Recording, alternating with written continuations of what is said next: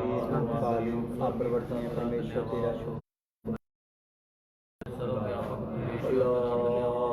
जीवन देने वाले परमेश्वर, रोजी देने वाले परमेश्वर, रोज का इंतजाम करने वाले परमेश्वर, सर्वशक्तिमान परमेश्वर तेरा प्यार करने वाले, माफ करने वाले, आदर सहने वाले परमेश्वर तेरा धन्यवाद हो, हे सृजनहार परमेश्वर तेरा धन्यवाद हो, हालेलुया हालेलुया हे न्यायकारी परमेश्वर तेरा धन्यवाद हो।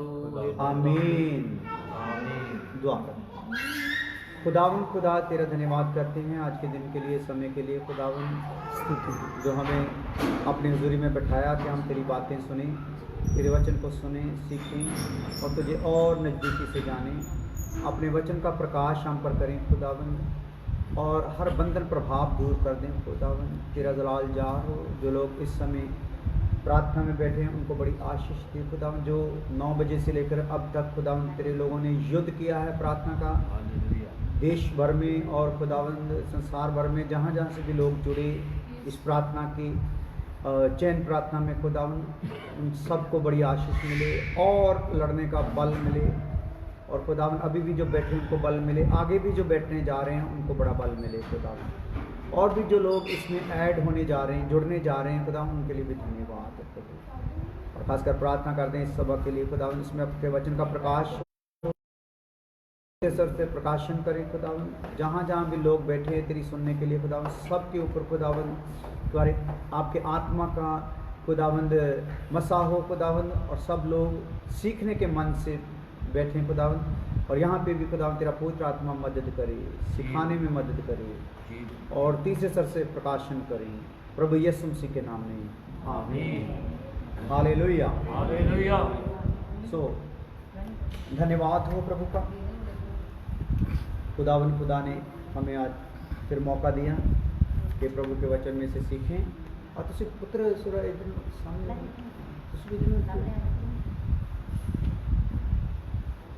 हालेलुया। तो हम लोग सीख रहे हैं वचन में से हम क्या करें। आपके सामने विषय है हम क्या करें।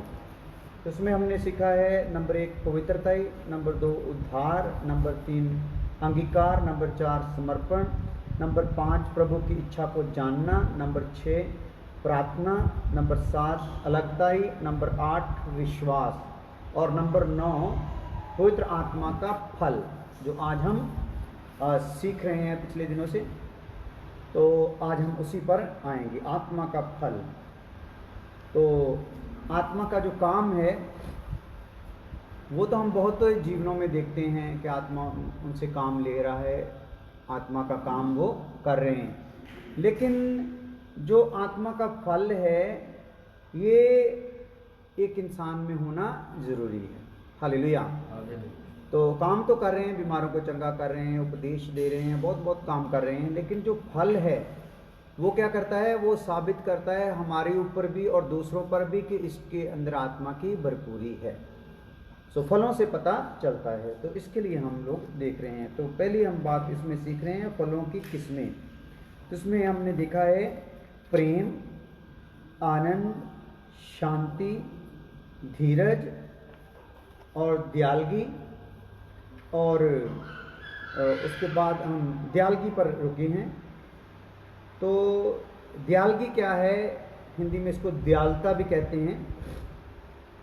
यीशु अपनी दयालता के कारण के लिए विख्यात थे या मशहूर थे, क्योंकि जो भी उनसे आकर दया पाना चाहता था तो वो उन पर दया करते थे। हालेलुया। तो यीशु मसीह की दया के कारण बहुत बीमार चंगे किए गए, बहुत मुर्दा जिंदा किए गए, बहुत लोगों को तसल्ली मिल गई, शांति मिल गई, अंधों को आंखें तक मिल गई। तो वो क्या हो गया, उन लोगों का जैसा मन लेके आते थे दया पाने का, वैसा ही उनके साथ खुदा ने दया की। तो इसके लिए हम वचन में से पढ़ते हैं फिलिप्पियों का खत 2 अध्याय उसका 1 से 5 आयत। हिंदी बाइबल है किसके पास? तो नहीं, फिलिप्पियों 2 अध्याय उसका 1 से 5 आयत। फिलिप्पियों 2 उसका 1 से 5 आयत।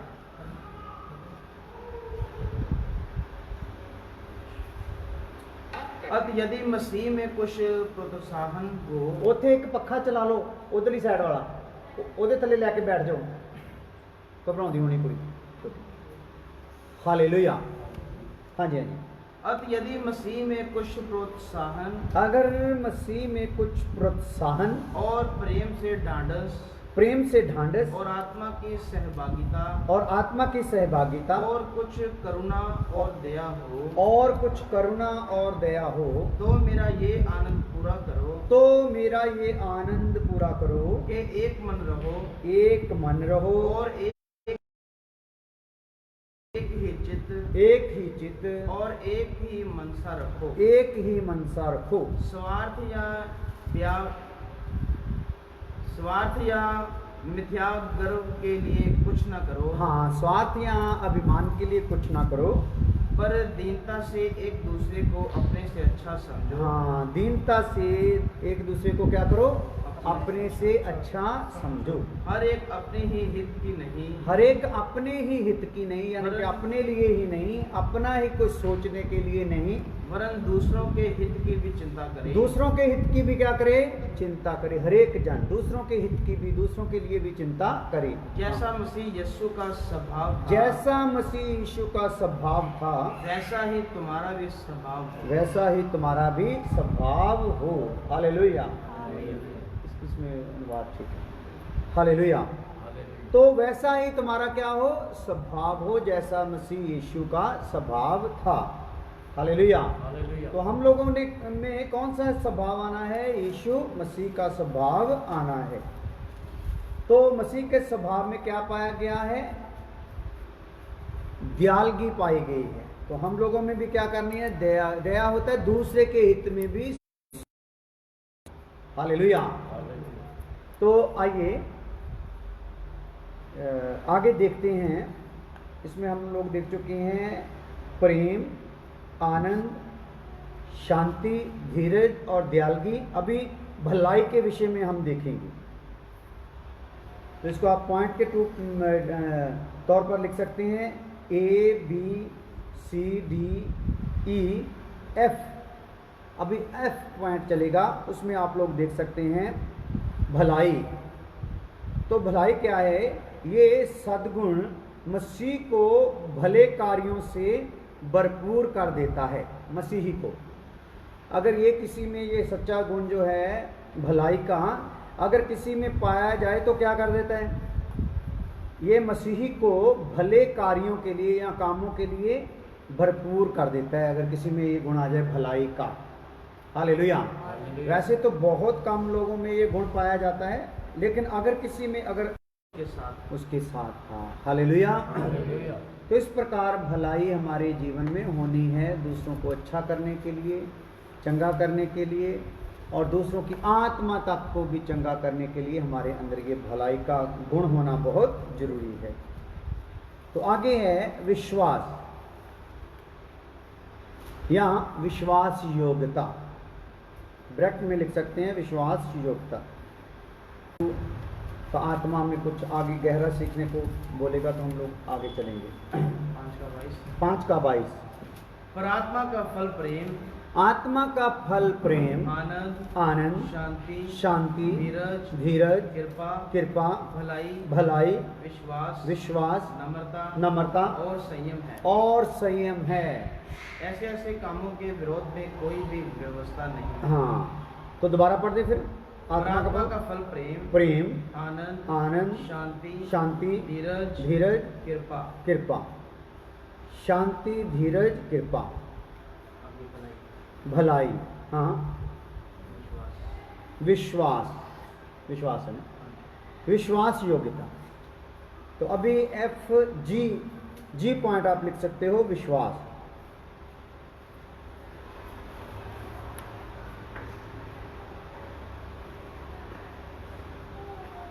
तो विश्वास योग्यता का विषय में क्या कह सकते हैं, जिसमें ये पाई जाती है विश्वास योग्यता, तो वह विश्वसनीय होता है। जिसमें विश्वास योग्यता पाई जाती है वह क्या होता है, विश्वसनीय होता है, यानी कि जिस पर भरोसा किया जा सकता है। वह विश्वसनीय होता है और उस पर सभी अवसरों पर भरोसा रखा जा सकता है। किसी भी हालात में, किसी भी मौके पर उस पर क्या रखा जा सकता है? भरोसा। लेकिन किस पर? जो विश्वास योग्य है। हालेलुया। तो उस पर आप भरोसा रख सकते हैं, चाहे पीठ पीछे है, चाहे कहीं भी है। जो आपका विश्वसनीय है, जो भरोसे के लायक है, उस पर भरोसा रखा जा सकता है। जो भी बात आपकी उसके साथ है, अगर आपने बोला ये बात निकलनी नहीं चाहिए, तो विश्वास योग्य क्या करेगा? उस बात को निकलने देगा नहीं। Hallelujah, hallelujah. तो इसी प्रकार से जो भी ड्यूटी विश्वास योग्य को लगाई जाती है, वो उसमें क्या करता है? पूरा पाया जाता है। जान चली जाती है, लेकिन उसका विश्वास योग्यता जो उसमें पाई गई है वो जाती नहीं है। तो उसके लिए हम पढ़ते हैं इब्रानियों 10 अध्याय उसका 35 आयत। विश्वास का फल जो है, विश्वास योग्यता, ये फल भी हमें क्या होना है? प्रकट होना है। तो हमारे दिनचर्या के काम में, रोज के कामों में हमें पता चलता रहता है कि हम लोग विश्वास योग्य हैं कि नहीं। हाँ, इब्रानियों 10 का 35। इसलिए अपना हियाव ना छोड़ो, इसलिए अपना हयाब ना छोड़ो, क्योंकि उसका प्रतिफल बड़ा है। क्योंकि उसका प्रतिफल क्या है? बड़ा है। हयाब यानी कि जो आप में 10 का 35 है ना इब्रानी। तो जो आप में ये विश्वास योग्यता है, इसके लिए हौसला छोड़ना नहीं है। अगर आप विश्वसनीय होंगे तो क्या होगा? उसका आपको प्रतिफल मिलेगा। हालेलुया। जो भी आप भरोसे के लायक अपने आप को बनाओगे तो उसका फल मिलेगा, घबराने की जरूरत नहीं है। तो आगे है नम्रता। एच पॉइंट, नम्रता। नम्रता ब्रैकेट में आप लिख सकते हो विनम्र स्वभाव। कौन सा स्वभाव? विनम्र स्वभाव, नम्रता। वह नम्र है, वह विश्वास विशेष रूप से हमारे लिए सच है। देखो, वह नम्र है, ये विशेष रूप से हमारे लिए सच है। हालेलुया। ऐसा हमारे लिए कोई बोले तो कितनी बढ़िया बात है। अगर कोई बोले कि वह विश्वसनीय, वह नम्र है, ये विशेष रूप से हमारे लिए सच है। तो इसके लिए वचन पढ़ेंगे 2 तीमुथियुस 2 अध्याय उसका 25 है। कर सकती है अपनी गलती का एहसास होने का उसे मौका दे सकती है। दोबारा पढ़ें इस वचन को। वह विरोधियों को नम्रता से समझाएं, नम्रता से समझाएं। क्या जाने परमेश्वर उन्हें मन फिराव का अगर आप नम्रता से समझा दोगे तो हो सकता है उनको क्या मौका मिल जाए? मन फिराव का, अपनी गलती को दूर करने का मौका मिल जाए। लेकिन आप अगर उनके पास नम्र नहीं होगे, वो तो पहले कठोर हो चुके हैं। हालेलुया। तो वो तो मार्ग ही में है, उससे झटपट मेल मिलाप कर ले। हाँ। कहीं ऐसा ना हो कि मुद्दई तुझे हाकिम को सौंपे, हाँ। और हाकिम तुझे सिपाही को सौंप दे, हाँ। और तो बंदीगृह में डाल दिया जाए। हाँ। तो क्या करना है? मेल मिलाप कर लेना है। हालेलुया। तो नम्रता क्या करवा देती है? मेल करवा देती है। नम्रता विरोधी को अधीन कर देती है। तो लास्ट फल जो है वो है संयम। क्या है जी?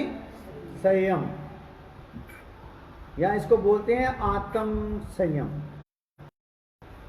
या अंदर हमारे अंदर एक कंट्रोल। धीरज होता है आगे वाले पर हाथ नहीं उठाना। संयम होता है वो हाथ उठाने की जो हमारी भावना आई है उसको क्या कर लेना है? कंट्रोल कर लेना। हालेलुया। तो संयम है पीने में। हालेलुया। किसमें कंट्रोल हमारा होना है? संयम होना है पीने में, अभिलाषा में, वस्त्र पहनने में, आदतों में। ये सब कंट्रोल करना है। कैसा वस्त्र पहनते हैं, क्या पीते हैं, ठीक है। कैसी अभिलाषाओं में चलते हैं, इनमें कंट्रोल होना है। फैशन में,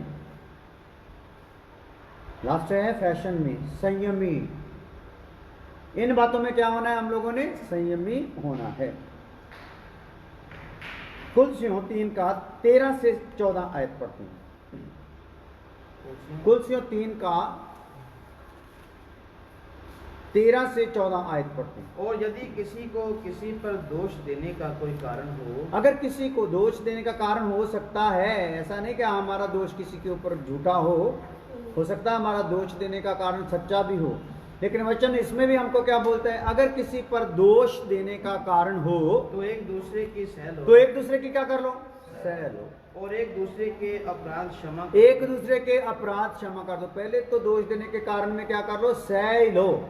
तो फिर क्या कर दो? एक दूसरे के क्या कर दो? अपराध क्षमा कर दो। हाँ। जैसे प्रभु ने तुम्हारे अपराध, जैसे प्रभु ने क्या किया है? तुम्हारे अपराध क्षमा किए हैं, वैसे ही तुम भी करो। वैसे ही तुम भी करो। इन सब के ऊपर प्रेम को जो सिद्धता का कटिबंध है, हाँ, इन सब को करते करते प्रेम को जो सिद्धता का कटिबंध है बांध लो।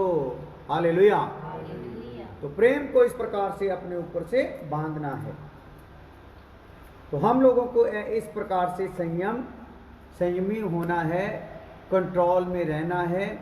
और किसी पर अगर कोई ऐसा बात आता है, कारण है दोष लगाने का या कुछ भी है, तो क्या करना है? एक दूसरे को क्षमा करना है।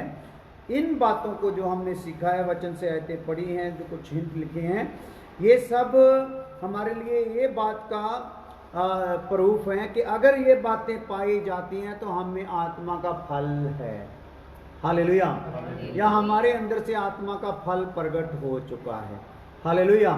तो अगर इनमें ये बातें नहीं पाई जा रही तो अभी फल है लेकिन अभी प्रकट हुआ नहीं। हालेलुया। जैसे एक पेड़ है, उसको लगा हुआ, उसका फल का एक टाइम है फल आने का, तो फल उसके अंदर ही छुपा हुआ है। असल में फल निकल के कहां से आता है पेड़ का भी बताओ, थोड़ा आइडिया लगाओ। पेड़ जो होता है, दरख्त होता है, उसमें से जो फल आम लगता है, आम निकल के कहां से आता है? आम जो है वो निकल के कहां से आता है? संतरा निकल के कहां से आता है? बोलो बोलो, जल्दी जल्दी बोलो। हालेलुया। हालेलुया। सो जमीन ही जड़ में देती है उसका रस, सब कुछ भरती है जमीन। हालेलुया। तो बीज को अगर बोरे में डाल दो तो हो सकता नहीं है, तो जमीन में जाएगा, जमीन में पानी जाएगा, सीर भरनी, जो जड़ से होकर तने में जाएगी, तने से होकर शाखा में जाएगी, शाखा से होकर पत्तों में जाएगी, पत्तों में से होकर क्या आगे फल में आएगी। हालेलुया। तो इसलिए हम लोगों ने ये बात को ध्यान रखना है। फल हमारे अंदर है लेकिन हम उसको ग्रोथ होने दे नहीं रहे। तो कुछ फल प्रकट होने के लिए हमारे पास कुछ काम है। क्या हम लग गए हैं? जमीन मतलब क्या है? संगति है। हालेलुया। जमीन संगति है। हम बीज की तरह क्या कर दिए गए? यहाँ पे बो दिए गए। हालेलुया। तो यहाँ पे बोना है, तो यहाँ पे फिर जब बोए हैं तो यहाँ पे पानी लगना भी, पानी लेना भी जरूरी है। हालेलुया। खाद लेना भी जरूरी है, उसकी रक्षा भी जरूरी है, ताकि अपना टाइम आने पर उसने क्या देना है? एक फल देना है। तो आपने फल आने तक अपने आप को सब्र में रखना है। तो कई फल प्रकट होता नहीं तो पहले क्या हो जाते हैं? निकल जाते हैं। हालेलुया। तो आइए आगे चलते हैं।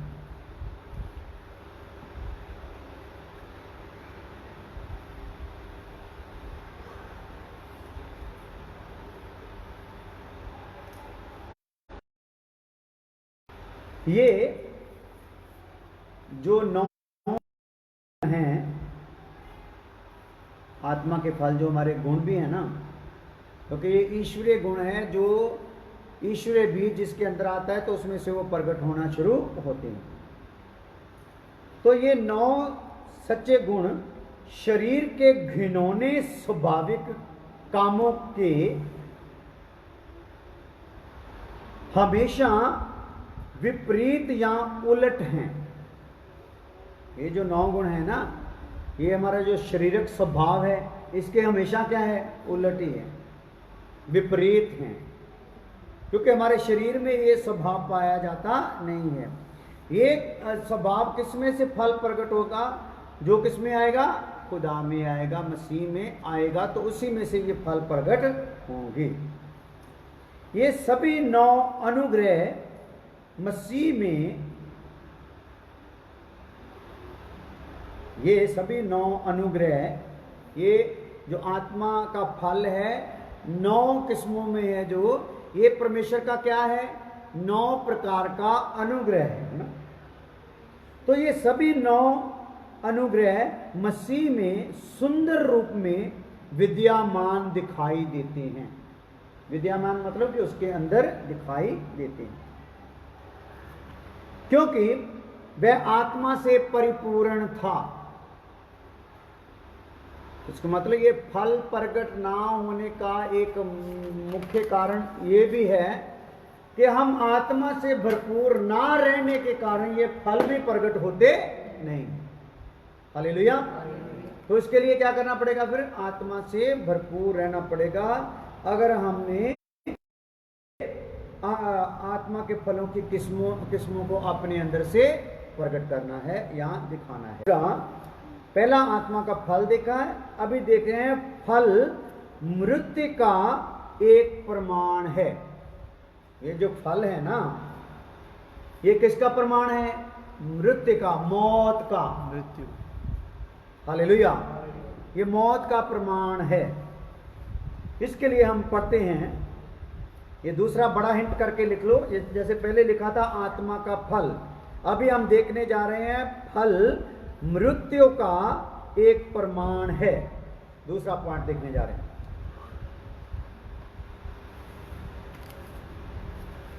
फल मृत्यु का प्रमाण है। यूहन्ना 12 का 24, यूहन्ना के इंजील 12 अध्याय उसका 24 आयत। मैं तुमसे सच सच कहता हूँ कि जब तक गेहूं का दाना भूमि में पड़कर मर नहीं जाता, हाँ, वह अकेला रहता है, हाँ, परंतु जब मर जाता है तो बहुत फल लाता है। हाँ जी, तो लिख लो आप लोग भी, जब तक गेहूं का दाना भूमि में पड़कर मर नहीं जाता।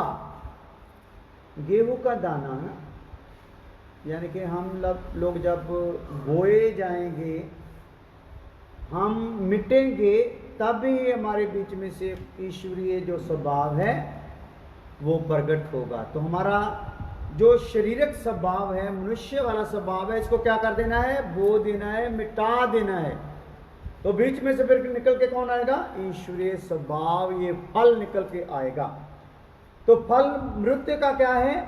प्रमाण है, यानी कि फल बता रहा है इसकी क्या हो चुकी है? मृत्यु हो चुकी, ये मर चुका है, क्योंकि ये अभी स्वाभाविक नहीं है, शारीरिक नहीं है, संसारिक नहीं है, इसमें संसारिक बातें नजर आती नहीं है। इसमें कौन सी बातें शुरू हो गई हैं? ईश्वरीय बातें शुरू हो गई है। हालेलुया। शैतान के वश में ईश्वरीय काम जब उसमें शुरू होता है तो ये प्रमाण हो जाता है वो शारीरिक तौर पर क्या है? मर गया। हालेलुया। बात समझ आ रही है? दूसरी बात शुरू करने जा रहे हैं, वो क्या है? फल मृत्यु का प्रमाण है। ये जो फल हम में से प्रकट होना है, ये किसका प्रमाण है? मृत्यु। किस बात का सबूत है? कि मृत्यु हो चुकी है इसकी। कौन सी मृत्यु?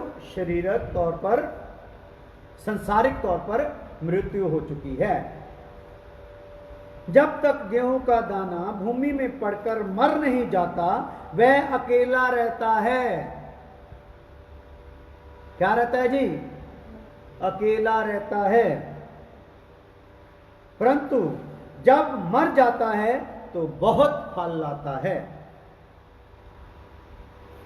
परंतु जब मर जाता है तो बहुत फल लाता है।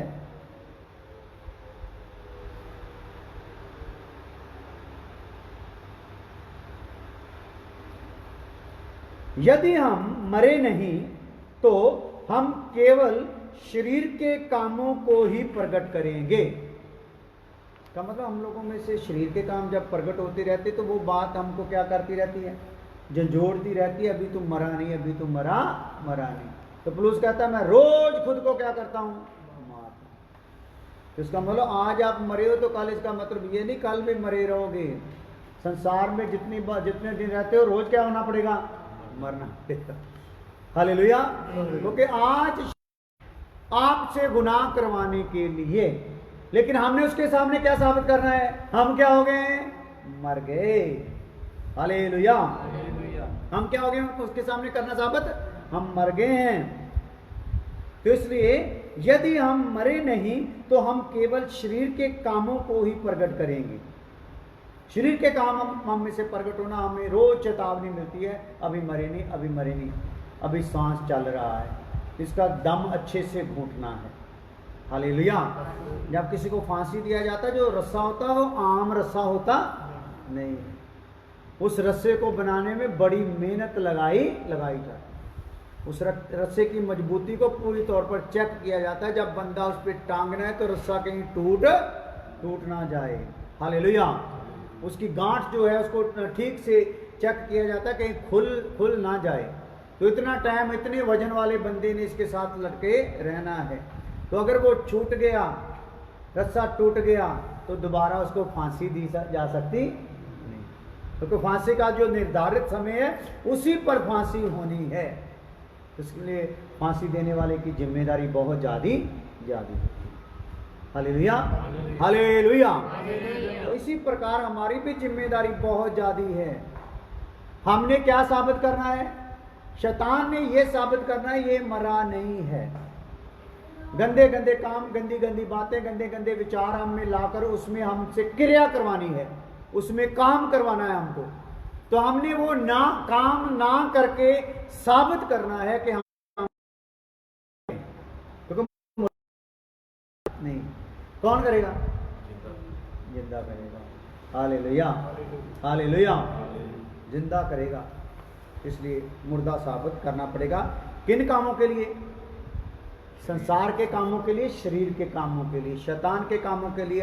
हमने क्या, पाप के कामों के लिए क्या करना है, साबित अपने आप को मुर्दा। लेकिन परमेश्वर के काम के लिए क्या करना है, जिंदा। हालेलुया। तो आइए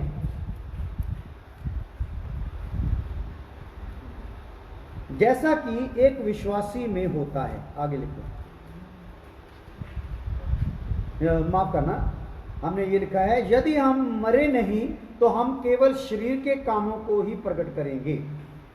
फल इसलिए प्रमाण है, फल जो है हमारे अंदर इसलिए प्रमाण या सबूत है, फल इसलिए प्रमाण है क्योंकि हम क्रूस पर नहीं, क्योंकि अहम दोबारा मैं रिपीट करूंगा बात ताकि आपको पहले समझ आ जाए लिखने से। फल इसलिए प्रमाण है क्योंकि अहम क्रूस पर नहीं चढ़ाया गया। अहम मतलब खुदी।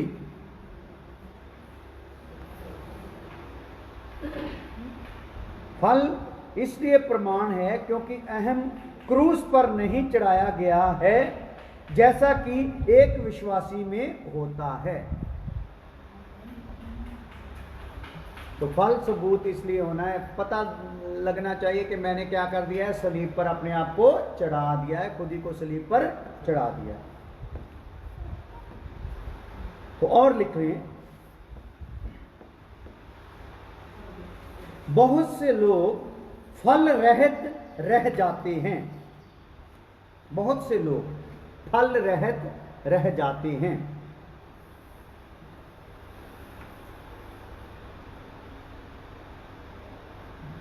क्योंकि